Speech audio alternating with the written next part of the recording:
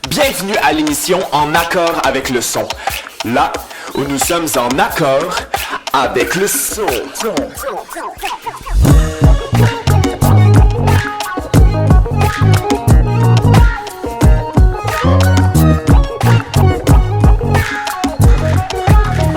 Aujourd'hui, je reçois une artiste avec une voix à la double personnalité. D'un côté, nous retrouvons une voix douce et apaisante et de l'autre, une voix puissante et déterminée. Cette double capacité lui permet d'aborder, dans sa musique, des passages doux et veloutés tout en les faisant évoluer vers de véritables cris du cœur. Malgré ces deux types de voix, le message de ces mots reste le même, traduire le monde selon sa vision. Mesdames et messieurs, sans plus attendre, je vous demanderai d'accueillir Lou Adriane Cassidy. Yay. Ça va bien? Ça va, toi? Oui, ça va super. Merci beaucoup d'être là, d'ailleurs. T'as fait paraître ton premier album, C'est la fin du monde à tous les jours, en 2019. Puis en 2021, t'as fait paraître l'album, excellent album, Lou Adriane Cassidy vous dit bonsoir. T'as publié plusieurs singles entre les deux albums. Ta carrière a été reconnue et décorée. Ça t'a même emmené outre-mer. Savais-tu quand t'étais jeune que t'allais faire de la musique? Je pense que, j'allais dire oui puis non. Tu sais, je pense que, tu sais, j'ai un peu grandi là-dedans. Fait que ça a toujours été un chemin naturel, mettons, pour moi, faire de la musique parce que ma mère est chanteuse puis elle m'amenait des fois dans ses tournées puis tout ça. Ah ouais? Ouais. Puis en même temps, j'imagine, j'avais comme un peu le syndrome de l'enfant né dans une famille médecin, là. Je sais pas trop, tu sais, comme que tout le monde est médecin, tout le monde est avocat, tout le monde est médecin. Je comprends ce que tu veux dire. Puis là, mettons, tu te demandes si tu fais ça parce que t'as vraiment envie ou c'est un chemin un peu pré-tracé, tu sais. Je comprends. Fait que, tu sais, c'est de l'art, c'est différent, mais tu sais, j'ai étudié en musique aussi depuis mes 9 ans, mes 8 ans, fait qu'on dirait que ça a toujours été comme mon scolaire, mon travail, ça faisait partie de mon quotidien. Comme ta passion est aussi, genre, ton champ d'études. Puis, ouais, fait que ça change. Tu sais, j'ai pas découvert la musique, puis là, je jouais de la guitare toute l'après-midi dans mon sous-sol, puis c'était plus ça a toujours juste fait une partie intrinsèque de ma vie que... Ouais. Ça a juste été comme un... Ouais, que j'ai comme naturel, dû me demander à un moment donné. En fait, j'ai dû me demander, je fais ça parce que j'aime vraiment ça ou je fais ça parce que j'ai toujours fait ça, dans le fond. Ouais, je comprends, mais y a-tu eu un moment où est-ce que, justement, t'as pris conscience, t'as fait genre, OK, je le fais par désir plus que par comme... Ouais, je comprends. Corrélation, genre. Ouais. Un moment précis, c'est une bonne question. Tu sais, je pense que... C'est comme si, dans le fond, je me mettais toujours moi-même dans des situations où je voulais justement mettre mon talent à l'épreuve. C'était pas une bonne façon de le dire, mais je vois ce que tu veux dire. Mais tu sais, c'est moi qui demandais, je voulais m'inscrire à des concours d'interprète quand j'étais ado, puis tu sais même les Francouvertes, puis Petite Vallée, puis tout ça, puis tu sais, j'avais écrit une chanson et demie dans ma vie, puis j'ai comme décidé que c'est ça que je voulais faire. Donc, d'une certaine manière, dans le fond, je me mettais toujours dans des situations pour le faire. Ouais. Mais ça te pousse à le faire, justement. Ouais. Exact.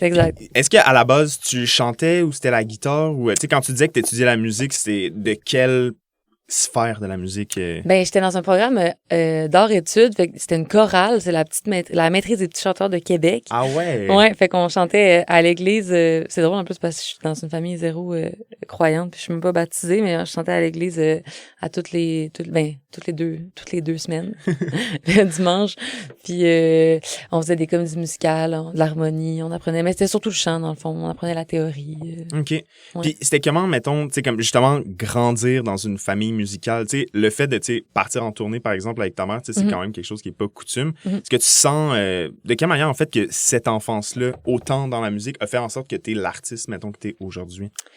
Je pense que ça a vraiment changé mon rapport à, justement, c'est quoi réellement le mode de vie de musicien. Je pense que je savais peut-être un peu plus où je m'en allais dans le sens où... Ouais, c'est sûr, là, tu pars avec une belle connaissance. Hein. Ouais, mais tu sais, les points positifs, mais les points négatifs aussi, là, tu sais, l'incertitude, puis on dirait que je me le faisais vraiment beaucoup dire, tu sais, on dirait que c'est comme important pour ma mère de me signifier que ce serait pas nécessairement évident, puis que tu sais, tu te bats, puis en plus elle a eu un parcours quand même, tu sais, elle était beaucoup par elle-même, puis elle est autodidacte dans beaucoup d'aspects, puis elle se produit, puis elle fait tout. Fait que cette espèce de vision là de OK, ça, il faut aussi avoir une connaissance, mettons, l'administration, le sens de prendre des initiatives, la gestion. C'est vraiment niaiseux, mais c'est Ouais. comme une grosse partie, en fond, de ce qu'on fait. Genre, les demandes de sub, je sais pas. Tout ce qui est plus, faire justement, un budget. bureaucratique. Ouais, puis de enlever le romantisme, en fait, de ce milieu-là. Donc, pour le meilleur et pour le pire, on dirait, parce que je suis allée, puis on dirait que je redécouvre presque le romantisme puis la passion de l'art en vieillissant. C'est comme si, plus jeune, on dirait que c'était tellement... Ça allait de soi, puis c'était tellement...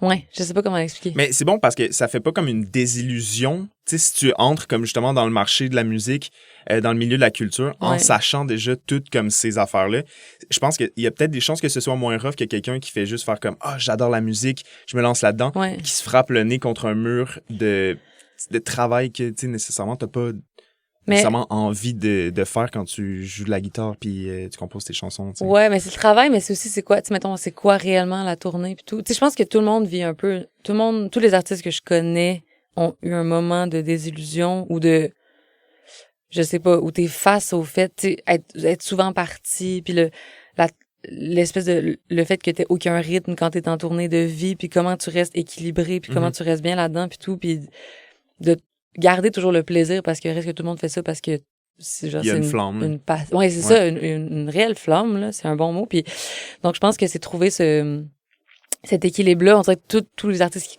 qui ont commencé ont eu, tu sais, que je connais, ont comme eu à mener cette espèce d'éveil-là. Puis même moi aussi quand même, parce que j'accompagnais, mais c'est pas pareil que vivre ton projet. Puis ouais, c'est sûr, c'est cycle. différent quand c'est toi qui as main mise Ouais. sur justement toi-même, là, en fait, parce que tu es ton produit que tu promouvois.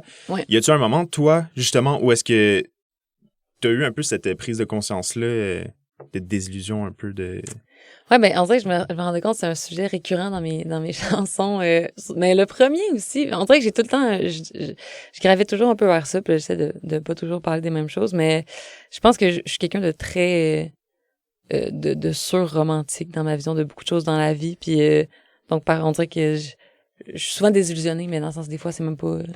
Peut-être non, j'avais pas besoin de me faire... ouais. Tu sais, je sais pas, même pas...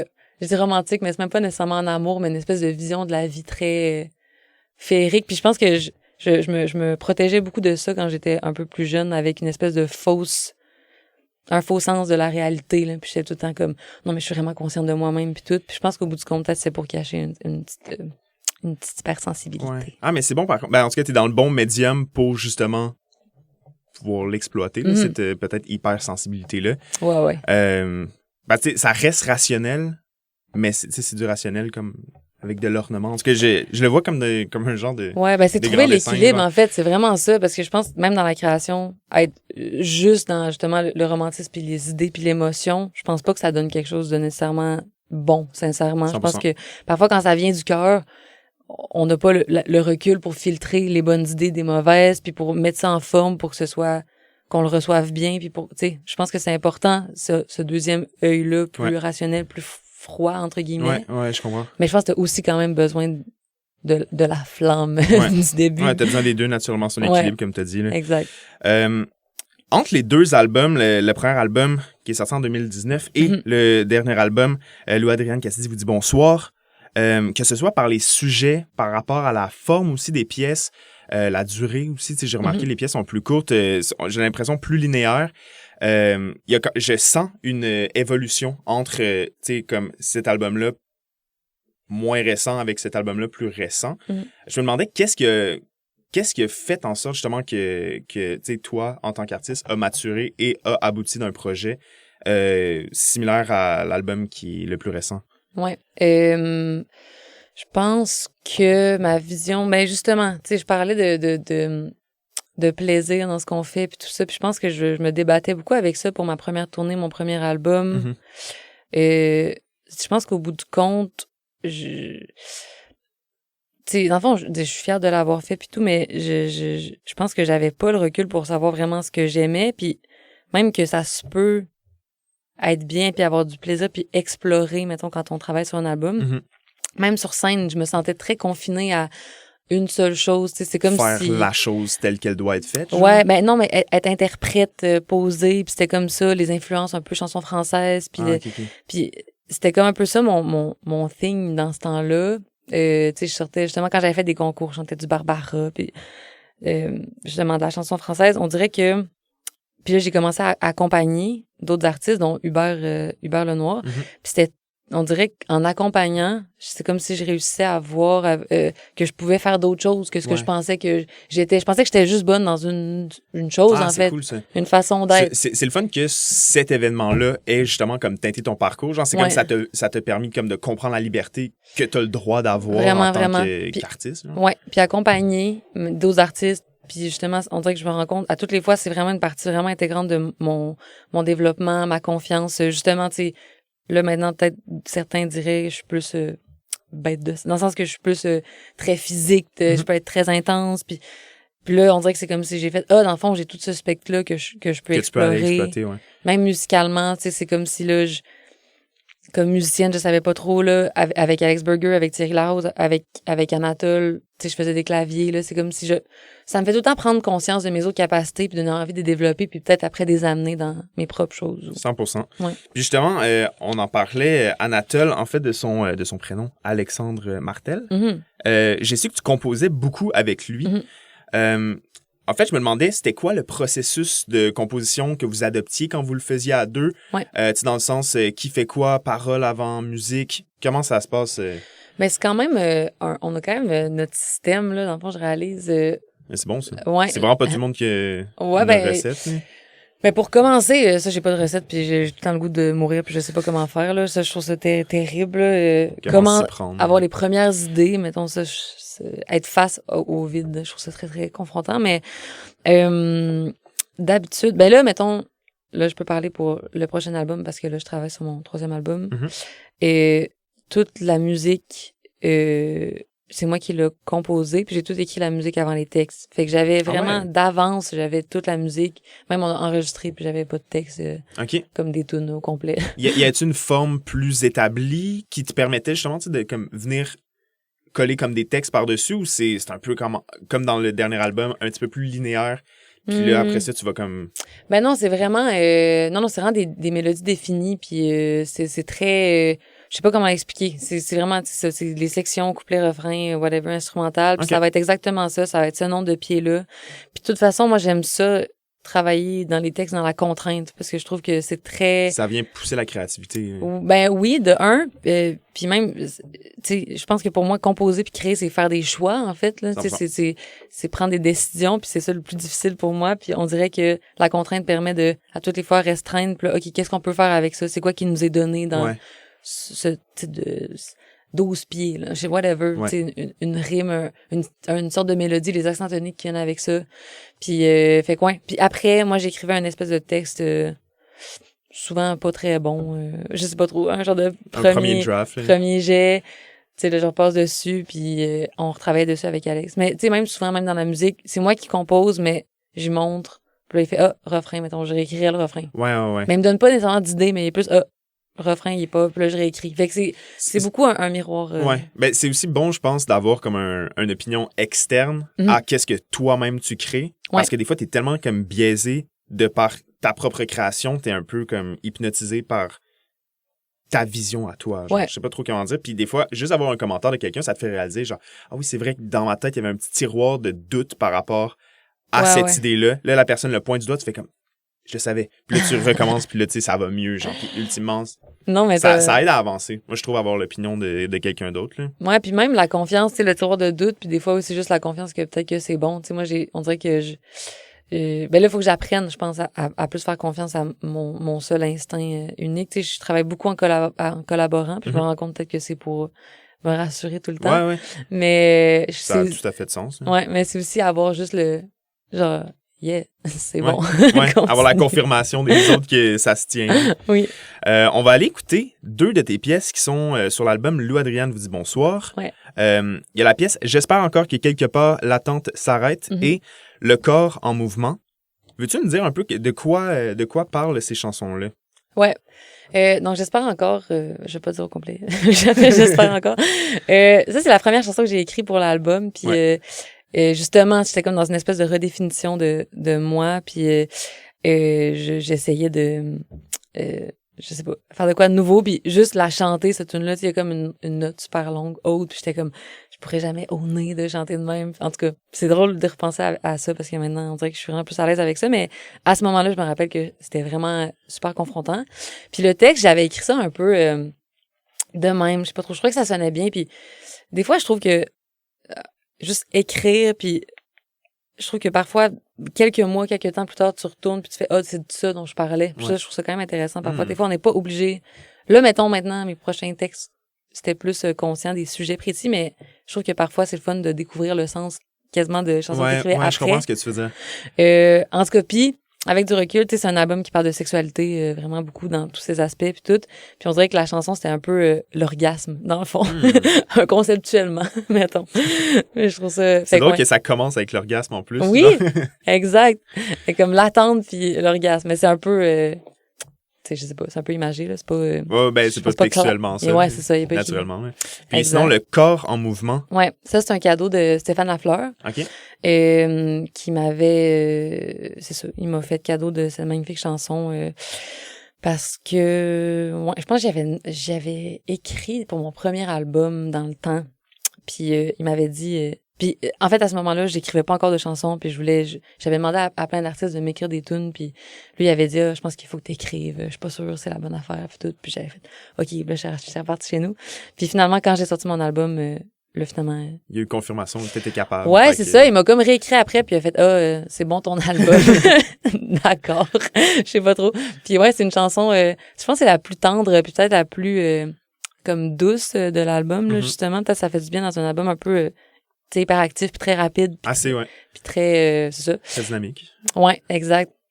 Puis ouais, c'est, je pense, une chanson sur la tendresse des ébats amoureux. Parfait. On va aller écouter ça de ce pas. On va commencer avec la pièce « J'espère encore que quelque part l'attente s'arrête », puis « Le corps en mouvement » de Lou Adriane Cassidy. Bonne écoute. On est de retour. On vient d'écouter la pièce « J'espère encore que quelque part l'attente s'arrête » et « Le corps en mouvement » de Lou Adriane Cassidy. Actuellement, t'es porte-parole du prestigieux concours Les Francs ouvertes. T'es porte-parole avec Thierry Larose également. T'avais justement fait l'édition en 2018 où t'avais été finaliste et où t'avais même gagné le prix Parole et musique de la SOCAN. Dans un premier lieu, peux-tu nous expliquer un peu c'est quoi ce concours-là / festival? Puis, on va commencer avec ça. Ben ouais, OK. Ben c'est un concours d'auteur, compositeur, interprète. Quoique, moi, quand je l'avais fait, j'avais pas... c'est de chansons originales, mettons, en premier. Puis c'est pour découvrir les artistes de demain venant du Québec, mais aussi du Canada francophone, les communautés autochtones, puis tout ça. Puis, en gros, c'est ça. C'est pour te faire connaître. C'est une vitrine, en gros, tu sais, pour je pense que c'est un des concours où il y a le plus de gens pros de l'industrie, tu sais, que ce soit des médias, que ce soit des maisons de disques. Tout le monde a les yeux là-dessus, pas mal. Là. Ouais, vraiment, vraiment. Puis même, moi, je me rends compte avec du recul que même moi, je regarde toujours... mais là, je parle parole, c'est sûr, je regarde, mais dans le sens que même avant, je regarde toujours avec je sais pas, intérêt et curiosité. On est tout le temps surpris. Ça devient... C'est comme le OD de la musique Kev. Exact. C'est bon, ça. Puis j'imagine que ça doit être quand même assez honorable, tu sais, de se faire demander à être porte-parole d'un concours que tu as déjà fait. Ça consiste en quoi, tu sais, le fait d'être porte-parole de ce concours-là, puis comment ça te fait sentir d'être porte-parole de ça? Ben, c'est full émouvant, dans le sens que, avec Thierry, on se disait ça, ça fait pas si longtemps moi, ça fait plus longtemps que Thierry un peu, mais 1 an, dans le fond, pas tant que ça. Ça fait pas si longtemps, tu sais, on est encore plutôt jeune. Fait que c'est touchant de voir que maintenant, on peut être considéré comme étant, je sais pas. Des professionnels de l'industrie. Ouais, exact. C'est comme, c'est un autre niveau. Ça fait voir tout le chemin parcouru. Puis, surtout voir les participants, des fois, puis voir, c'est du monde, ils ont sorti. Il y en a qui ont rien sorti pantoute. Il y en a qui ont sorti une tune. Puis, il y en a qui ont des albums puis déjà des carrières aussi. Oui, exactement. Mais c'est le spectre de tout ça. Mais on dirait que ça fait se rappeler quand on était vraiment des petits bébés qu'on commençait. Puis on dirait que moi, ça me fait même être plus indulgente avec moi-même puis être reconnaissante de tout ce que j'ai fait. Puis c'est ça, curieuse en fait de voir les nouveaux artistes. Puis en quoi ça consiste en gros, c'est d'être disponible pour en parler, de faire la promotion, de faire une prestation à la finale, puis juste en gros, d'être une espèce de voix, porter Ouais. la parole des Francouvertes. Ouais, c'est ça. En fait, Puis toi, c'est en ça, fait, c'est ça. j'imagine, est-ce qu'il faut que tu sois là à tous les... Bah, tu sais, je veux dire, il y a tellement d'artistes, puis il y a comme, tu sais, plusieurs rounds d'élimination. Je sais pas si c'est comme ça que c'est Ouais, dit, là. il y a les préliminaires où là, ça, c'est comme les 21 participants. Donc, en 3 voix, c'est 7 soirs. 7 soirs. 7 soirs où 3 artistes sont présentés. Après les demi-finales, il y en a 9. Encore 3 par soir. Ouais. Puis après, ça va être les finales, ça va être les 3 finalistes. Puis moi, non, je peux pas y aller. Ben, j'habite à Québec, fait que j'ai Des fois, pas c'est un peu pu compliqué. voir. Parce que je me demandais si, justement, si par le fait d'être porte-parole, t'étais peut-être aussi comme juge invité ou quelque chose comme ça, genre. Non, j'aimerais ça à un moment donné. Non, Ça serait cool. Moi, je pensais que c'était ça. J'adorerais. Non, on n'est pas juge. On est seulement... on fait juste porter la parole, puis après, nos gueules. Non, c'est pas vrai. Mais non, mais je veux... Tu sais, là, c'est plus les demi-finales qui ont commencé. Ça, je veux plus y aller, mais j'étais partie en tournée. En tout cas, bref. Ouais. Mais j'aimerais vraiment ça... plus être là. Si j'habitais à Montréal, j'irais tout le temps, parce que c'est vraiment le fun C'est des beaux événements, vraiment. Ouais. Puis justement, mais là, on parlait de Thierry Larose, mais avec Thierry, justement, et Ariane Roy, il y a... C'est-tu l'année passée? Vous aviez fait la tournée Le Roi, la Rose et le Loup. À l'automne dernier. Ouais, donc, l'automne 2023. Oui. Donc, l'année dernière. Exact. C'est un projet d'une grande envergure, mais comment vous est venue l'idée de, comme, allier vos forces et créer cette team pour... en fait, c'était une série de spectacles? Oui, c'était une tournée de 10 dates, mais ça part, la base de ça, ça part de le lancement de mon album Bonsoir, que j'ai fait à l'ESCO. OK. Puis j'avais, Thierry, dans le fond, nouvellement, c'est mon guitariste, là, puis genre, c'est comme un genre d'essai, parce que, tu sais, il avait jamais accompagné personne, puis là, j'avais comme fait, on dirait que Thierry, ce serait malade. J'avais demandé à Harry, parce qu'on chante souvent ensemble, puis on se connaît depuis qu'on a 9 ans, moi puis Ariane, on est des amis très proches. J'avais demandé de venir jouer de l'acoustique puis de faire des bacs. OK. Fait qu'on était à l'ESCO, les 3 en avant, la genre de ligne des 3 artistes.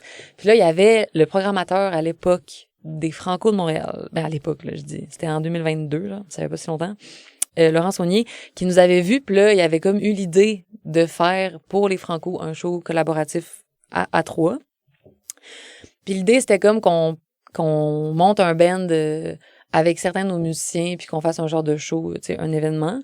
Puis je pense que nous, on avait vraiment envie de pousser ça à son maximum. Puis avec Marianne Boucher, qui est la blonde à Thierry, puis Alexandre Martel, qui est mon chum, puis lui avec qui je fais beaucoup de...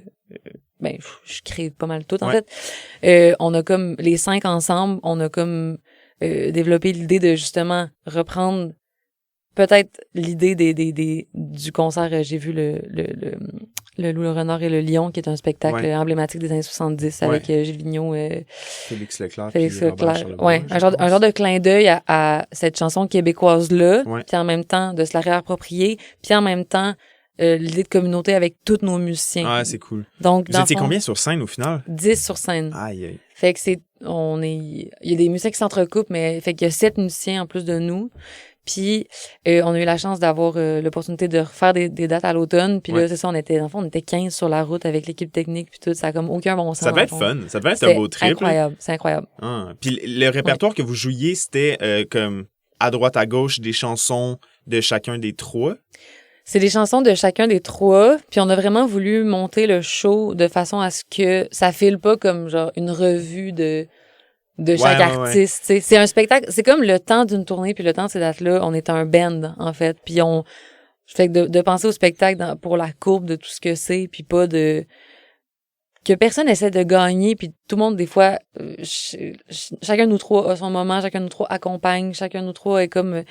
c'est que ce soit super organique, puis je pense que c'est vraiment important. Est-ce que vous aviez, comme justement, revisité les arrangements des pièces pour justement permettre ce genre de mélange? Certaines tunes, ouais. On a fait des nouvelles chansons aussi, puis une chanson thème qu'on a écrit pour la tournée.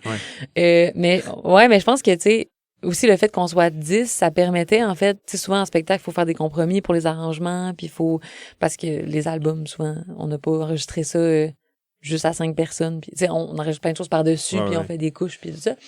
Donc, ça permettait, en fait, que ce soit même des fois plus proche que ce qu'on avait fait sur les albums, plus rock, plus intense, plus doux, plus... Puis ça c'est un spectacle qui va aussi se reproduire, je pense. Ouais. C'est quoi les dates? C'est quand que ça se passe? Si tu connais par cœur. Je connais pas toutes les dates par cœur. True on do the bus. Je connais la plus importante. Le 15 juin, on fait notre premier MTLUS, fait que ça, c'est vraiment excitant. Puis sinon, on va faire beaucoup de festivals, là. C'est lesquels qui ont été annoncés. Pas beaucoup, mais on fait quelques festivals. La Noce, le Festival d'été de Québec, le Festival Colline. Je vais pas en dire d'autres puis me tromper. Mais fait que c'est ça, on en fait quelques-uns, puis là, tu sais, c'est comme un truc qu'on n'arrête pas de dire c'est juste une fois. Puis là, mais finalement on fait une tournée. Finalement on revient cet été, mais là tu sais, on veut vraiment pas étirer la sauce, puis on veut que ça reste spécial, je pense. Fait qu'après cet été, ça va être réellement la fin sur la Rose et le Loup. OK. Avant l'entrevue, je t'avais demandé des pièces inspiration qui ont donc teinté l'artiste que tu es aujourd'hui, ta musique et compagnie. Ouais. Tu m'as fait part de Motel Mon Repos, en fait, la pièce Motel Mon Repos de Beau Dommage et Merci Moment de Alex Burger. Je me demandais en fait ces artistes-là, ces pièces-là plus particulièrement, de quelle manière ils t'ont influencé? C'est quoi pour toi? OK, ben premièrement, Beau Dommage, Michel Rivard plus particulièrement, mais tu sais, Beau Dommage, c'est un groupe que j'affectionne particulièrement. J'ai beaucoup de respect pour Michel Rivard et ses talents d'auteur-compositeur, puis aussi comme personne. Je trouve que c'est quelqu'un de... je sais pas, beaucoup de respect, beaucoup d'admiration pour lui. Je trouve que c'est un grand auteur-compositeur, un grand musicien, puis quelqu'un de encore à l'écoute, puis encore curieux de ce qui se fait au Québec, puis innovant aussi. Il continue, je trouve, à faire des affaires qui sont... Ouais, il est vraiment... C'est vraiment inspirant. C'est rare, là, je sais plus à quel âge, mais je veux dire, juste d'être encore... quand même encore pertinent, encore vouloir essayer de... Je sais pas, je trouve ça touchant. Puis Motel Mon Repos, c'est juste une chanson vraiment... c'est comme une chanson importante pour moi. C'est une tune qui a amené, justement... J'avais fait sa première partie, puis là, moi puis Alex... parce qu'Alex, il capote. Il adore Michel Rivard. Alex Martel. Excuse-moi, ouais. Puis on avait demandé de la faire, puis il l'avait faite pour nous. Fait qu'on dirait qu'à jamais, ça reste une chanson importante pour moi. Puis je sais pas, pour moi, Michel Rivard, ça représente une grande partie de ce qui est la musique québécoise. 100%. Puis j'essaie d'avoir pas j'essaie, mais j'ai beaucoup de respect pour ça. Puis c'est de plus en plus important pour moi. C'est ça. Puis ensuite de ça, il y avait Merci Moment de Alex Burger. Là, j'ai pris elle, mais tu sais, Alex Burger... Je suis biaisée, j'ai déjà fait ses bacs dans ma vie, mais là, cet album-là, puis cette tune-là, j'ai pas fait de bac sur la tune. Mais c'est juste c'est un auteur-compositeur exceptionnel qui, je trouve, qui donne tout le temps envie de revenir à peut-être à plus simple ou je sais pas, cet album-là, son deuxième album, je pense à toutes les fois que j'ai écouté, je pleurais. Puis il touche à quelque chose de vraiment particulier. Puis je trouve que c'est autant important je trouve que beaucoup d'artistes avec le temps, on a tendance à vouloir revenir pas à la base, mais à plus petit puis à plus simple. Moins maximaliste, des fois, c'est un peu ça la mode, j'ai l'impression. Peut-être, ouais. En même temps, je dis ça, puis mon prochain album, il est full pas... il est quand même beaucoup... il y a beaucoup d'affaires. Ouais. Mais je sais pas, je trouve ça inspirant. Ouais. Et comme façon... Je trouve que comme gars, il est inspirant, puis dans sa façon d'écrire ses textes puis ses mélodies, on dirait qu'il te fait réaliser que c'est pas nécessaire de... J'allais dire d'être intéressant, ce qui est complètement... je trouve pas qu'il est pas intéressant, mais d'essayer d'être intéressant. Ouais. C'est vraiment plus ça. Ouais. De faire beaucoup avec peu, à quelque part, oui, ou avec la simplicité. En même temps, c'est avec une conscience, puis genre, tu sais, mettons comment il écrit des textes, en fait, moi, je pourrais jamais écrire ces textes, puis fait que c'est pas pour dire avec peu, dans le sens où peu de moyens intellectuels, c'est pas ça que je pense pantoute, mais je sais pas. Puis je trouve cette chanson-là, c'est une tune pour la fête des mères. Ouais, elle fun, cette tune-là. Tu sais, c'est une tune pour la fête des mères. Mais à toutes les fois que j'écoute, moi, je pars à pleurer, puis je sais pas, je trouve ça malade parce que je sais que, tu sais, il était en studio, puis là, c'est vraiment la réalité aussi d'être loin un peu des gens que t'aimes pour la musique, puis en même temps, c'est comme léger, puis en même temps, vraiment pas. Je sais pas, ça me touche beaucoup, cette chanson-là. Ben, c'est tout ce qui compte, à quelque part, c'est que la musique nous touche, là. Donc, en espérant que ça vous touche aussi, chers auditeurs et auditrices. Donc, on s'en va écouter Motel Mon Repos de Beau Dommage, suivi de Merci Moment de Alex Burger. Bonne écoute. On est de retour. On vient d'écouter la pièce Motel Mon Repos de Beau Dommage et Merci Moment de Alex Burger. Lou Adriane, on est rendu au segment questions du public. Donc, j'ai demandé aux personnes qui suivent l'émission sur Instagram de me poser des questions que j'allais te poser en entrevue. Donc, il y en a eu? Il y en a quelques-unes. My God. Il y en a des drôles, il y en a des sérieuses, il y en a des belles, il y en a des touchantes. Oh. OK. Donc, on va commencer peut-être avec une petite ludique. Ta bouffe préférée dans le green room. Hey, dans le green room, genre dans la loge? Dans la loge, mettons. Tu sais, comme Oh la bouffe de loge, qui quand tu vois ça, tu fais comme hell yeah. Oui, OK. Ça, c'est une grosse affaire. Le catering, c'est un gros... Parce que là, c'est ça, là, nous autres, là, quand on part, puis là, c'est... Souvent, l'alimentation, c'est compliqué, là, quand on s'en va en tournée. Il n'y a pas beaucoup de choix, puis il y a des endroits, parfois, au Québec, où c'est ça. On sait manger sainement, mettons, c'est compliqué. Ou juste je sais pas, avoir pas juste un hamburger, mettons. Fait que là, pas du AEW. Fait que là, le catering, c'est quand même un truc particulier. Puis moi, je suis quand même épicurienne dans la vie. J'aime ça manger. Puis souvent, tu sais, il faut qu'on fasse une liste de choses genre de, mettons, je fais un rider, ça s'appelle. Fait que c'est comme une liste de ce qu'on voudrait qu'il y ait dans la loge. Puis là, des fois pas. Fait que là, mon trip pour la deuxième tournée, c'était méditerranéen.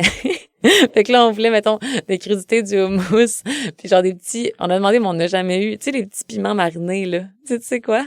Genre comme pickle, mais piment à la mais place, des piments, là, pas des poivrons, là. Fait que vraiment comme les petits... J'ai oublié le nom, là. Des petits piments comme jaune-vert, là. En tout cas, c'est vraiment bon. Bref. Des piments marinés, là, des cornichons, des affaires. Mais sinon, la baisse, en fait, le Pantoum, là, je suis biaisée. Mais à Québec, le Pantoum, c'est la best place. Parce que ils ont plein de sortes de chips. Ils ont un bol de fruits. Ça, c'est bon. Ils ont des crudités. Ils font à manger. Il y a genre des petits bonbons. Il y a du popcorn. C'est la variété. Ouais, c'est ça. Là, t'as des mains pendant dans exact, le truc. C'est ça que j'apprécie. Ce qui est tough, Tostitos, salsa. J'aime ça, mais juste ça tout seul à un moment donné. Ou genre le sac de Lay's nature. Moi, les chips nature, je suis pas... Non, mais je suis d'accord. Puis de toute façon, ça donne pas genre l'énergie pour aller donner un bon show. Après, ça te prend, je pense, les petits légumes, histoire de balancer comme les sandwichs. Puis pas les sandwichs, mais les burgers que t'as mangés sur la route avant de te rendre, genre. Exact. Contrebalance ça avec un petit truc léger. Là, t'arrives sur scène, t'es plein d'énergie. Mais en même temps, c'est des chips au ketchup, ça me dérangerait moins. Ouais, je comprends. Juste donnez-moi une saveur autre que sel et gras, genre. Exactement. Question, comment as-tu rencontré Thierry Larose et Ariane Roy? Ben là, t'as parlé à Ariane, que tu la connaissais depuis longtemps. Ouais. Mais comment t'as rencontré parce que vous formez quand même un trio emblématique, là? Mm-hmm. On est rendu très, très proches. Mais Harry, c'est ça, comme je disais, c'est comme ma sœur, en fait. Là. On se connaît depuis... On est allé à l'école, au primaire, justement, dans le programme dont je parlais ensemble. Donc, depuis qu'on a 9 ans. Après, au secondaire, on est allé au même secondaire en musique encore. Au cégep, même affaire. Puis là, vous êtes suivis, en fait. Ouais, moi puis Ariane, c'est ma sœur cosmique. C'est vraiment bizarre pour cool. comment on se suit à un niveau... je sais pas, c'est très particulier, puis on se ressemble dans beaucoup d'aspects, puis dans d'autres non, puis fait que c'est ma sœur. Thierry, je le connais depuis moins longtemps, mais c'est aussi devenu quelqu'un de vraiment important dans ma vie. Je le connais parce que justement Alexandre Martel réalisait son premier album Cantalou. OK. Fait que je suis venue à un moment donné chiller en studio, puis je sais pas, on a comme de fil en aiguille, on a commencé à plus se voir, mais là où on a vraiment commencer à être plus proche, c'est quand je travaillais sur son deuxième album, Sprint. Ouais.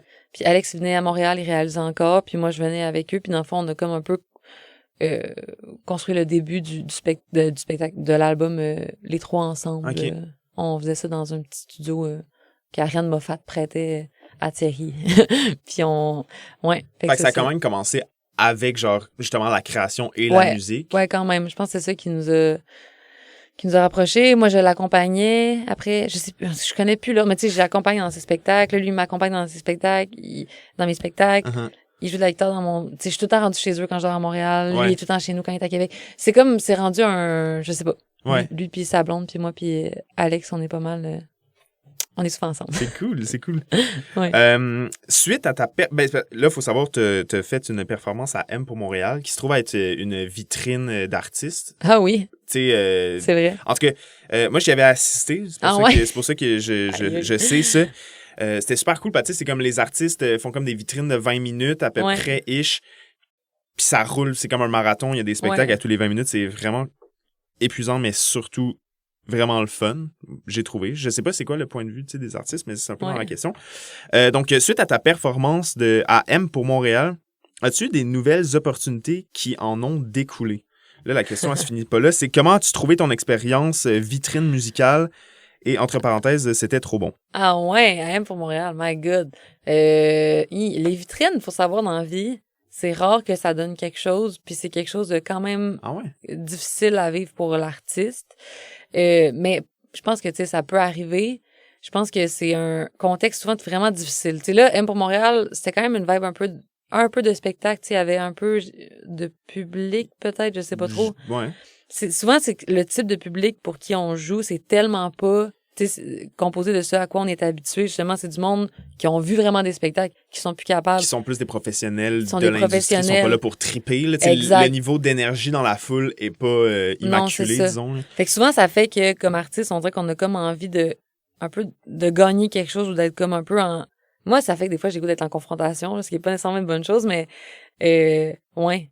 Donc, j'ai l'impression que c'est particulier à vivre. J'en ai eu... C'est comme si quand tu réussis vraiment bien une vitrine, là, t'es vraiment fier pis t'as l'impression d'avoir bien fait ta job. Ouais. Mais c'est rare que ce soit quelque chose de juste doux puis vraiment le fun, bien sincèrement. Ah ouais. Mais je suis vraiment contente que les personnes aient apprécié parce que j'étais extrêmement fatiguée cette vitrine-là. C'était juste après la tournée du Roi, la Rose et le Loup puis j'étais au bord du décès. Fait que je suis vraiment très contente d'avoir réussi quand même à donner un bon show. Mais j'étais là aussi, c'est drôle, mais c'est vrai, moi j'avais trouvé que c'était vraiment une très merci. belle performance. J'apprécie beaucoup, ça me touche parce que... Mais c'est ça, tu sais, je pense que c'est pas pour chier sur rien de M pour Montréal et tout, mais ouais, j'ai des vitrines qui ont donné des trucs, mais celle-là, non. Celle-là, pas particulièrement. Non. OK. Si tu pouvais avoir la voix de n'importe qui, avec quelle voix voudrais-tu chanter et dans quel style? My God, grosse question. Entre parenthèses. Ben, je trouve pour vrai que Ariel Soucy, je trouve qu'elle a une des voix les plus belles que j'ai entendues quand même. Live, là, quand je trouve qu'elle a une voix quand même exceptionnelle. Puis j'aimais beaucoup son EP en anglais même avant. Puis tout, là, je suis comme une genre de fan de longue date. Son EP, il date de combien de temps? Parce que j'ai l'impression qu'elle a quand même genre un peu explosé comme les dernières années, j'ai l'impression. Ben, comme son album, qui est comme sorti il y a pas si longtemps, mais... Ouais, mais son EP date de, je sais pas exactement, quelques années. En anglais, je pense qu'il n'y a pas tant fait de bruit que ça, mais il y a une chanson que j'ai beaucoup, beaucoup écoutée là-dessus. Mais je sais pas, je trouve qu'elle a vraiment un ton, puis un contrôle, puis une chaleur vraiment incroyable. Sinon, mais ouais, peut-être j'aimerais ça chanter avec à un moment donné. Sinon, qui j'aimerais chanter? Il y a pas genre de... Mais la question, c'est pas avec qui tu voudrais chanter, c'est qui je veux si avoir tu sa voix. avais la voix de quelqu'un, genre, tu sais, si tu pouvais... Oh my God, je sais pas. C'est tellement Mais mettons, si t'avais, par exemple, la voix d'Ariel Soucy, est-ce que tu chanterais dans son style à elle? Non, mais je sais. Je veux dire un truc genre, mettons, OK, parce que moi, j'ai tout le temps eu un complexe. Mais pour vrai, je suis correcte avec ma voix, puis je veux m'apprécier telle que je suis. Mais j'ai une voix grave dans la vie, puis j'ai tout le temps eu vraiment de la misère avec mon contrôle de mes notes aiguës. Fait que genre, mettons, genre une journée, j'aurais la voix Ariana Grande pour faire vraiment beaucoup de whistle notes. Ouais. Puis genre, être dans le pit, puis pas être genre, de même, puis être sur le bord d'exploser.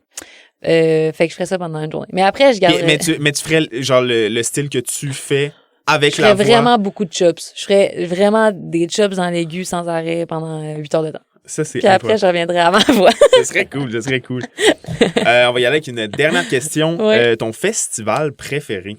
Ah! Je vais pas créer du beef, là, mais... Ben, je pense que j'ai pas le choix de dire la noce. Ah, tout le monde dit la noce. Ben, tout le monde dit la noce, mais avec raison, pour vrai. Mais aussi, moi, c'est spécial. C'est genre mon spectacle préféré, je pense, à vie. C'est mon spectacle que j'avais fait à la noce en 2021 ou 2022.